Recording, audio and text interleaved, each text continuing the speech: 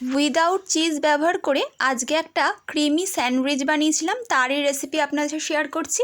এর জন্য ধনেপাতা আর টমেটোকে ব্লেন্ড করে বেসিক কিছু মশলা ওর মধ্যে আমি অ্যাড করে দিই। তারপরে মেজারিং কাপের 1 কাপ আমি ময়দা নিয়েছি, আর ওই মেজারিং কাপেরই 1/2 কাপ সুজি নিয়ে নিয়েছি। এবার দেখুন পরিমাণ মতো নুন আর চিনি দিয়ে দিয়েছি, আর এবার অল্প অল্প করে জল দিয়ে একটা ব্যাটার তৈরি করে নেব। ব্যাটারটা প্রথমে একটু রানি রাখবো, কেননা সুজি অনেকটাই জল সোক করে নেবে। এই কাজটা আগে করে নেবেন, কেননা সুজিটা রেস্ট হতে খানিকটা টাইম লাগবে।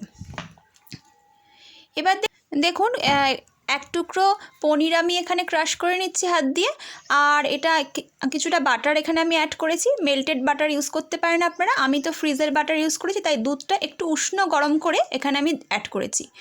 আস্তে আস্তে ব্লেন্ড করেছি, পুরো দুধটাই আমার লেগে গেছিলো। এরকম একটা ক্রিমি কনসিস্টেন্সি আপনাকে নিয়ে আসতে হবে, ব্লেন্ড করলে এটা আসবে। যতটুকু দুধ অ্যাড করতে হবে সেটুকু আপনাকে অ্যাড করে নিতে হবে। এবার 4টে পাউরুটি আমি নিয়ে নিয়েছি, সাইডগুলো বাদ দিয়ে দিয়েছি। এবার এই যে ব্যাটারটা তৈরি করেছিলাম, এটা দেখুন পুরো জল একেবারে সোক করে নিয়েছে আর ঘন হয়ে গেছে।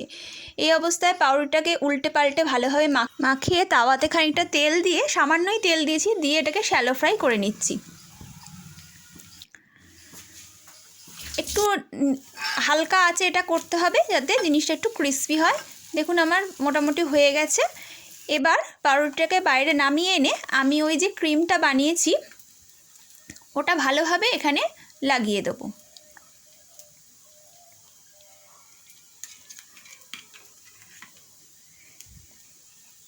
এটা লাগানো হয়ে যাওয়ার পর আপনারা এখানে ইচ্ছে মতো আপনাদের ভেজিটেবল ইউজ করতে পারেন। আমি শুধুমাত্র শসা এখানে ইউজ করেছি। ওপর থেকে খানিকটা আমি এখানে শসা কুচি ওপর থেকে দিয়ে দেবো। যেহেতু আমি ব্যাটারের মধ্যে লঙ্কা ব্লেন্ড করে রেখেছিলাম, তাই ওপর থেকে আমি আর গোলমরিচের গুঁড়ো দিইনি, আপনারা চাইলে দিতে পারেন। আমি সামান্য একটু নুন আর সামান্য একটু লঙ্কার গুঁড়ো ছিটিয়ে কেটে পরিবেশন করলাম।